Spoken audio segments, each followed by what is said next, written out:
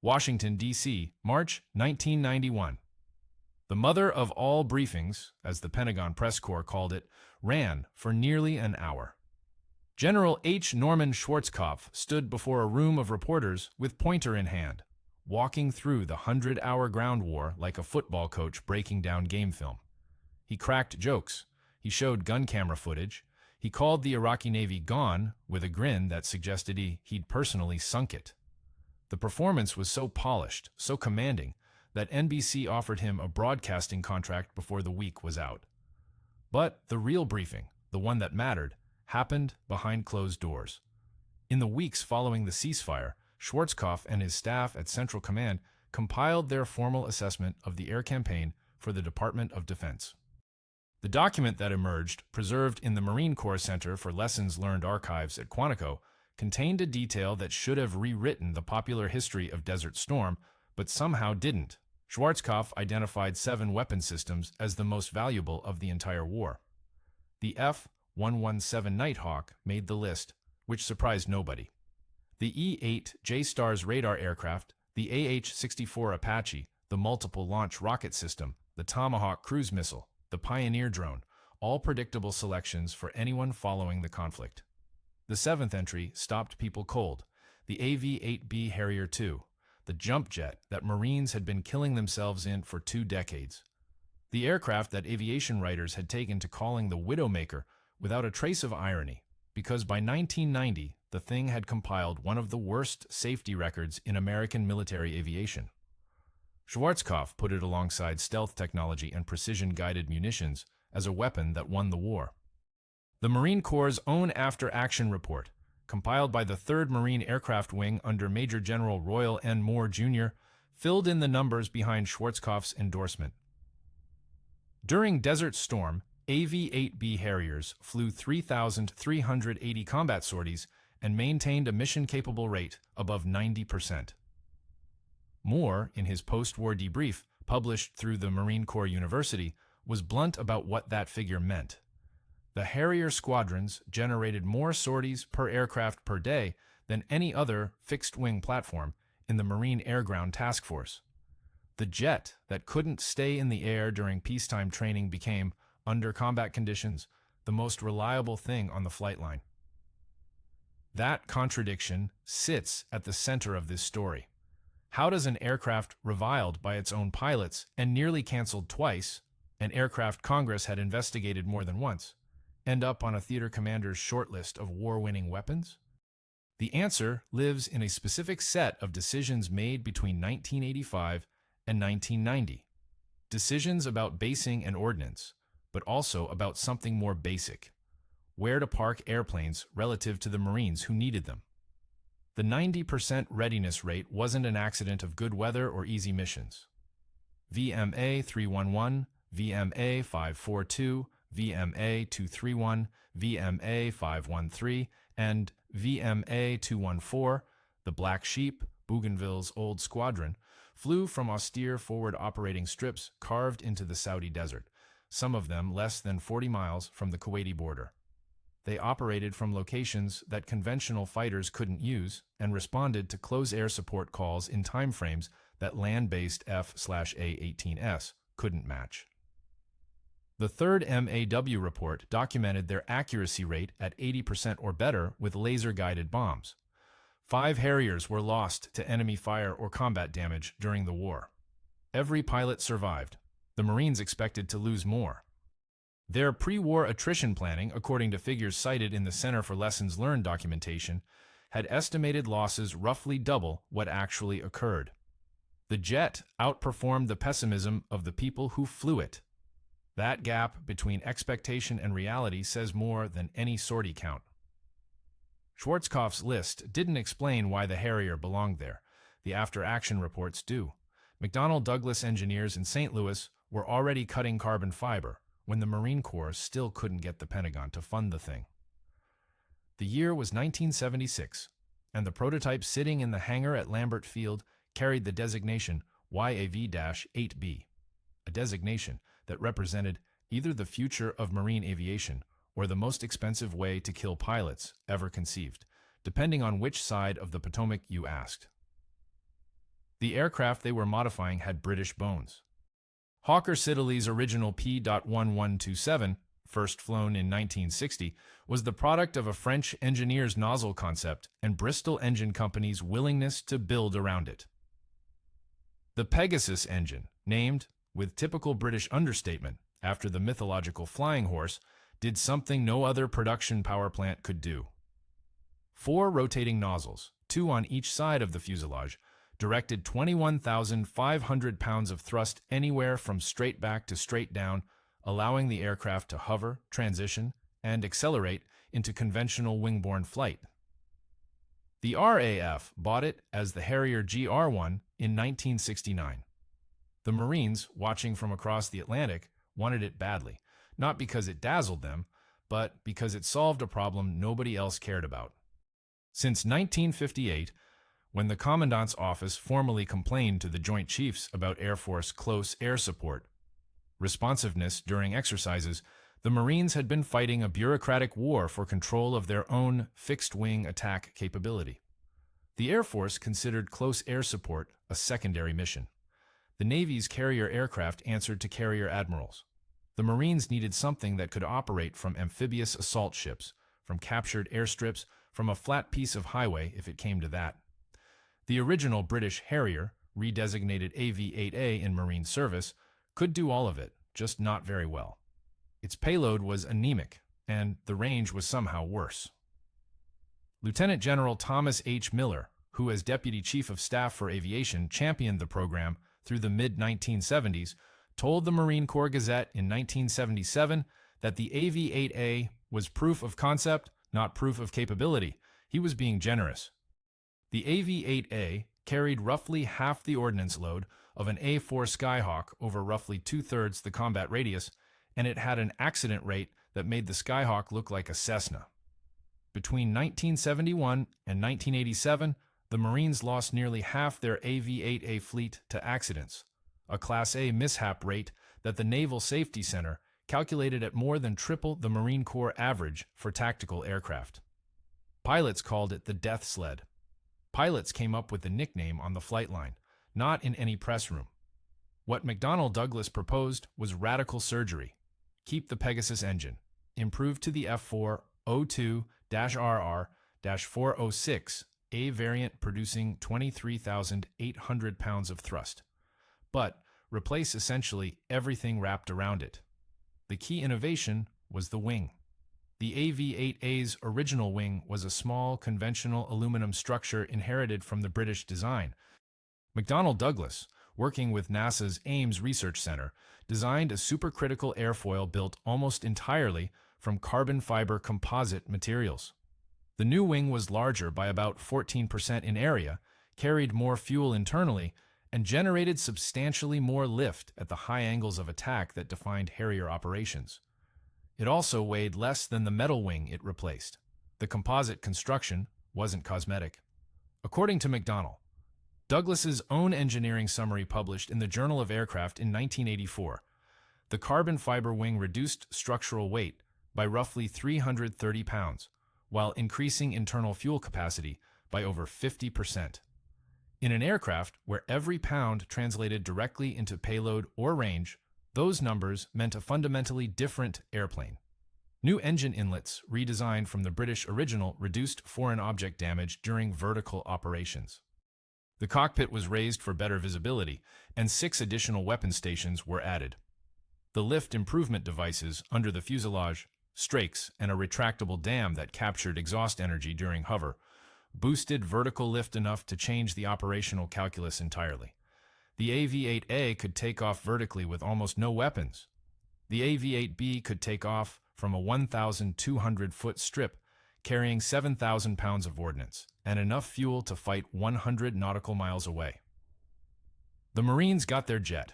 Congress funded full-scale development in 1981 after a procurement battle that had stretched across 2 administrations and at least 4 separate program reviews. The first production, AV-8B, rolled off the St. Louis line in 1983. Within 2 years, Marine pilots were dying in it again. Captain Michael "Jelly" Galpin flew his AV-8B into the ground at MCAS Cherry Point, on a Tuesday afternoon in June 1987. The weather was clear. The aircraft was mechanically sound. Galpin was an experienced Harrier pilot with hundreds of hours in type. He was practicing a vertical landing, a maneuver the Harrier performed every single day at every single base where it operated. And somewhere in the final 200 feet of descent, the jet departed controlled flight and killed him. The Mishap Investigation Board, according to records maintained by the Naval Safety Center, attributed the crash to a phenomenon so common in Harrier operations, it had its own shorthand: nozzle-induced departure. In plain language, the aerodynamics of an aircraft transitioning from wing-borne to jet-borne flight created control characteristics that no other tactical aircraft in the American inventory shared, and those characteristics could turn fatal in the time it took a pilot to blink twice. The numbers accumulated with a regularity that would have grounded any other aircraft in any other service. By the time Desert Shield began in August 1990, the AV-8B had been in Marine Corps service for roughly 7 years. In that span, the Class A mishap rate, meaning accidents involving fatality, permanent disability, or destruction of the aircraft, ran consistently between 2 and 3 times the rate of the F/A-18 Hornet. The Government Accountability Office, in a 1990 report requested by the House Armed Services Committee, documented the disparity in terms Congress could understand. The Harrier was destroying itself at a rate that, if applied to the entire Marine tactical aircraft fleet, would have consumed the equivalent of an entire squadron's worth of airframes every 18 months. Over the full operational life of the AV-8B program, from initial fielding through the early 2000s, approximately 1/3 of all Harriers built for the Marine Corps would be lost to accidents. The final toll, sources vary slightly depending on the cutoff date and whether training variants are included, settled around 110 aircraft destroyed and roughly 45 pilots killed. Why did the jet keep trying to kill the people who flew it? The Pegasus engine's exhaust, when the nozzles rotated to anything between 20 and 80 degrees, created a recirculation pattern beneath the aircraft that could rob the engine of thrust without warning. Hot exhaust gases, deflected off the ground during hover, would curl back up into the intakes and reduce power at the worst possible moment. Low altitude, low airspeed, no ejection envelope. The technical term was hot gas ingestion, and Rolls-Royce had known about it since the P.1127 days. The lift improvement devices McDonnell Douglas added to the AV-8B helped, but they didn't eliminate the problem. They managed it.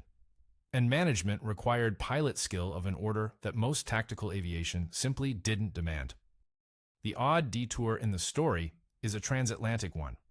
The Royal Air Force, operating essentially the same engine in their GR5 and GR7 variants, experienced significantly lower accident rates during the same period. The RAF's Harrier training pipeline at RAF Wittering ran roughly 50% longer than the Marine Corps syllabus at VM-18 203 in Cherry Point. British pilots accumulated more hover hours before being turned loose on operational squadrons. The Marine Corps knew this. A 1989 bilateral exchange report between 2nd Marine Aircraft Wing and No. 1 Group RAF Strike Command noted the training disparity explicitly. But the Corps couldn't afford the flight hours. The Commandant's aviation budget was already stretched across AV-8B procurement, F/A-18 transition, CH-53E maintenance backlogs, and the ordinary costs of keeping squadrons deployable.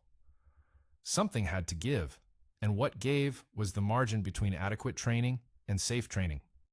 The Marines who flew the Harrier understood this trade-off, and most of them had made their peace with it. Colonel William Buster Grubaugh, commanding officer of VMA 231 during Desert Storm, told the Marine Corps Gazette in 1992 that his pilots accepted the Harrier's risks the way infantrymen accepted the risks of a frontal assault, not because the odds were good, but because the mission required it. The runway at King Abdul Aziz Naval Base was aluminum, not asphalt, not concrete. AM2 matting, the same interlocking aluminum planking the Marines had used at Chulai in 1965. Each panel weighed 144 pounds, measured 12 feet by 2 feet, and clicked together like the world's heaviest jigsaw puzzle. Navy Seabees and Marine combat engineers laid 3,200 of them across a stretch of flat Saudi desert 35 nautical miles south of the Kuwaiti border, creating a forward operating strip the Marines designated as Lonesome Dove. The name was informal. The mission was not. When the air campaign opened on January 17, 1991, the AV-8Bs parked along that aluminum strip were closer to Iraqi positions than any other fixed-wing strike aircraft in the entire coalition.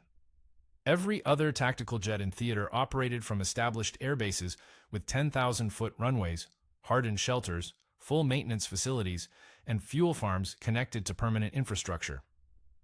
The Harriers worked off matting, portable fuel bladders, and whatever their maintainers could carry in on trucks. VMA 311, the Tomcats, and VMA 542, the Flying Tigers, were among the squadrons rotating through the forward strips. Their pilots slept in tents. Their ordnance sat on pallets in the open air. The whole arrangement looked improvised because it was improvised. And that was the entire point. The AV-8B existed for this kind of war, in this kind of place, doing what the Marines had been insisting since 1958 that they needed to do. Put attack aviation close enough to the ground combat element that the response time between a radio call and bombs on target shrank from an hour to minutes. The 3rd Marine Aircraft Wing's after-action report quantified what minutes meant. A Harrier sitting alert at Lonesome Dove could be airborne, and on station over the Kuwaiti battlefield within 23 minutes of a scramble call, already delivering ordnance. An F/A-18 launching from Sheikh Issa Air Base in Bahrain, the nearest major facility with full infrastructure, needed 45 to 60 minutes to cover the same ground. That difference mattered most during the 4-day ground offensive, when Marine infantry and armor were advancing into the teeth of Iraqi defensive positions, and close air support requests were stacking up faster than the Tactical Air Coordination Center could process them. The Harriers filled gaps that nothing else could reach in time. 86 AV-8Bs deployed to the theater. They flew 3,380 combat sorties totaling over 4,100 flight hours across 42 days of combat operations. The mission-capable rate held above 90% for the duration, a figure that stunned even the maintenance officers responsible for it. Major General Moore's debrief through the Marine Corps University attributed the readiness rate to 2 factors: the relative simplicity of the Harrier's airframe compared to the F/A-18, and the fact that forward basing meant shorter flights, which meant less cumulative stress on engines and structures per sortie. The jets were flying more often but working less hard on each trip. It upended the conventional wisdom that had always treated forward basing as a logistics nightmare. The losses were 5 aircraft. Captain Reginald Grubb Underwood of AVMA 231 took a surface-to-air missile hit on January 28th and ejected safely over the Persian Gulf. Captain Michael Scott Walsh of VMA 542 lost his Harrier to anti-aircraft fire on February 9th and was recovered by a combat search and rescue helicopter within hours. 3 other jets went down to ground fire or combat damage across the campaign. All 5 pilots survived. The pre-war planning estimates, drawn from Cold War attrition models that assumed Soviet-grade air defenses, had projected losses of roughly double that number. Moore noted in his debrief that the Harrier's small infrared signature during short-duration, low-altitude attack runs may have contributed to survivability. A theory, he was careful to say, not a conclusion. What happened over those 42 days borders on farce. In peacetime training, the jet had killed 45 of its own pilots. In combat, it brought every single one home alive. Congress had investigated the aircraft for its appalling safety record, and yet it posted the highest mission-capable rate in the Marine Air Wing. Colonel Grubaugh, whose VMA 231 Ace of Spades squadron flew some of the most intense close air support missions of the war, put it in terms the Gazette published later that year. The airplane finally got to do what it was built to do. The desert gave the Harrier what Cherry Point never could, a reason to justify the cost. 0430 hours, February 22, 1991. 2 days before the ground assault, a lance corporal, whose name appears nowhere in the after-action reports, just his rank, and MOS 6214 Harrier mechanic, finished a turbine blade inspection on an AV-8B at the forward strip by flashlight. Not a penlight. An actual plastic flashlight held between his teeth while both hands worked inside an intake duct, because the portable floodlights had been allocated to the ordnance crews loading Mk-82s on the flight line. The temperature at that hour sat around 42 degrees Fahrenheit. By noon, it would hit 85. Sand had already worked its way into every seal and fitting, every connector and junction on the aircraft. He signed off the maintenance action form, and that Harrier launched on its first sortie before sunrise. Multiply that by 86 aircraft, 42 days, and a maintenance corps operating out of tents and shipping containers with no hangars, no climate control, and the nearest depot-level support sat 1,000 miles away. The 90% mission-capable rate wasn't a statistic. It was a verdict on what those lance corporals and sergeants and staff sergeants accomplished with their hands.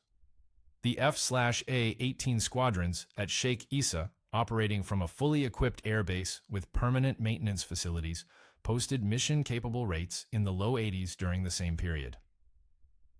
The A-6E intruders aboard carriers in the Gulf ran in the mid-70s. The Harrier, the jet Congress had investigated, the one the press called a widowmaker, an aircraft that crashed so often the GAO published a special report about it, outperformed them all. The 3rd Marine Aircraft Wing's official after-action report documented the comparison without commentary, and the silence said plenty. How? The maintainers will tell you it was the airframe's relative simplicity, one engine, no afterburner, straightforward hydraulics compared to the twin-engine Hornet's complexity. That's part of it. The shorter sorties from forward strips meant less flight time per mission, which meant maintenance intervals stretched further across the calendar. But the real answer sits in a detail buried in the Marine Corps Lessons Learned System database from 1991. The Harrier maintenance crews at the forward operating bases had been hand-selected. Squadron maintenance officers, knowing they'd be working in conditions that would expose every weakness in their organization, pulled their best technicians for the deployment and left the newer Marines at the rear echelon bases. It was unofficial triage, never written into any operations order, and it worked. The Tactical Air Coordination Centers noticed. By the second week of the air campaign, mission planners in the 3rd MAW's Direct Air Support Center were routing close air support requests to Harrier squadrons first. Not because the AV-8B carried better weapons than the Hornet, but because when they tasked a Harrier sortie, the jet showed up. Major General Royal Moore, commanding 3rd MAW, told Marine Corps University researchers during his post-war debrief that the Harrier's reliability changed how we allocated air, a sentence that would have provoked open laughter at any congressional hearing held 18 months earlier. Nobody planned it that way, buddy. The aircraft the Marine Corps couldn't keep from falling out of the sky in peacetime became the one aircraft the Air Tasking Order could count on in war. The last AV-8B combat sortie over Afghanistan smelled like JP-5 and hot aluminum. That was June 2012, 21 years after the desert, and the Marines were still flying Harriers off forward strips, this time at Camp Bastion in Helmand Province, where the runway was concrete, but the operational concept was identical to Lonesome Dove. Close to the fight, minimal infrastructure but fast response times. A stopgap airframe had become a doctrine. Between Desert Storm and retirement, the Harrier kept killing its pilots. The accident rate improved through the 1990s, better training pipelines, upgraded avionics, a night attack variant that reduced spatial disorientation mishaps, but it never approached the safety record of conventional tactical aircraft. The Marine Corps accepted this. They accepted it because February 1991 had given them something no peacetime safety review could take away. Proof that expeditionary VSTOL basing worked against a real enemy in a shooting war. That proof became the institutional foundation for the most expensive weapons program in human history. The F-35B Lightning II exists because the AV-8B went to war and performed. Lockheed Martin's Joint Strike Fighter proposal, submitted in 1996, built its Marine Corps variant around the same operational concept the Harrier had validated 5 years earlier. Short takeoff, vertical landing, forward deployment, 2 austere strips within rapid response range of ground forces. The connection wasn't abstract. The Pentagon's Joint Strike Fighter Program Office, in its 2001 operational requirements document, cited Desert Storm AV-8B sortie generation rates as the baseline metric for F-35B performance targets. The Harrier's 3,380 combat sorties in 42 days became the number the $1.7 trillion F-35 program had to match or exceed. Schwarzkopf's list made its way into that lineage too. His June 1991 congressional testimony, the same testimony where he named the AV-8B among his 7 most valuable weapon systems, was referenced in no fewer than 4 separate Congressional Research Service reports between 1993 and 2001, each time in the context of justifying continued VSTOL investment. A 4-star general putting the jump jet in the same sentence as the F-117 and the M1 Abrams. That carried weight. No test report or contractor briefing had ever done as much for the program. The Marines had been arguing for vertical lift strike aviation since the late 1950s. Schwarzkopf handed them the one quote they'd never had before. The cost of that argument fills a spreadsheet the Naval Safety Center maintains to this day. Roughly 110 airframes destroyed. Approximately 45 pilots dead, men like Captain Galpin at Cherry Point, practicing vertical landings on clear afternoons. Lieutenant Colonel Art Knowles, a retired Marine Harrier pilot who now owns and flies one of the few privately held Sea Harriers in the world, told Flight Journal magazine in 2014 that every Harrier pilot he knew carried a mental list of friends who didn't make it. "You remember their names," Knowles said. "You remember where they went down. You fly the jet anyway." The 3rd Marine Aircraft Wing's Desert Storm After Action Report runs 487 pages. Appendix C, Section 12 covers AV-8B operations. The mission-capable rate is listed on page 341, typed, not handwritten, next to a column showing 5 aircraft lost and 0 pilots killed in action. Someone underlined the 0 in pencil.